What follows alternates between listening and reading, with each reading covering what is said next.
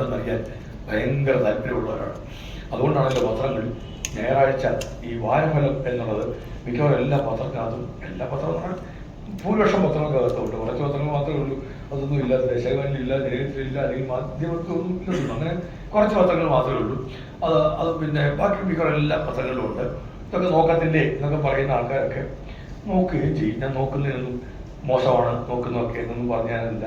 ശാസ്ത്രീയതയാണോ എന്നുള്ള കാര്യത്തിൽ വേറൊരു ഇതാണ്. ചിലപ്പോൾ ഇപ്പം തന്നെ ഇപ്പോൾ ശ്രീ ഗോവൻ അതുമായിട്ട് തർക്കിക്കുമായിരിക്കും.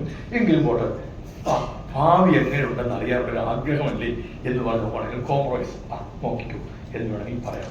നമ്മുടെ ഭാവി എങ്ങനെയുണ്ടെന്ന് അറിയാൻ, എങ്ങനെ ഉണ്ടാവും എന്നറിയാൻ നമ്മൾ പത്രത്തിലേക്കല്ല നോക്കേണ്ടത്, ശരിക്കും നമ്മുടെ പാത്രത്തിലേക്ക് തന്നെയാണ്. നമ്മുടെ ഭക്ഷണപാത്രമാണ് നമ്മുടെ ഭാവിയെ നിശ്ചയിക്കുന്നത്. അത് ശാസ്ത്രീയതയാണ്.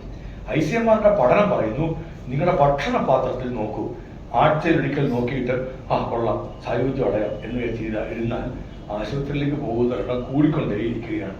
സൂപ്പർ സ്പെഷ്യാലിറ്റിയും മൾട്ടി സ്പെഷ്യാലിറ്റിയും ഹോസ്പിറ്റലൊക്കെ ഉയരുമ്പോൾ അത് നല്ല വികസനത്തിന്റെ ലക്ഷണമാണോ എന്ന് ചോദിച്ചാൽ അതും ഒരു തർക്കത്തെ വിഷയമാണ്. എന്ന് വെച്ചാൽ രോഗമില്ലാതിരിക്കുന്നതല്ലേ ഏറ്റവും നല്ല വികസനം എന്ന് പറഞ്ഞാൽ, രോഗം വന്നാൽ ചികിത്സിക്കേണ്ട തീരുമാനമാണ്. ആ ചികിത്സ എടുക്കുന്നത് വികസനത്തിന്റെ ഏറ്റവും പ്രധാനപ്പെട്ട ഘടകം തന്നെയാണ്.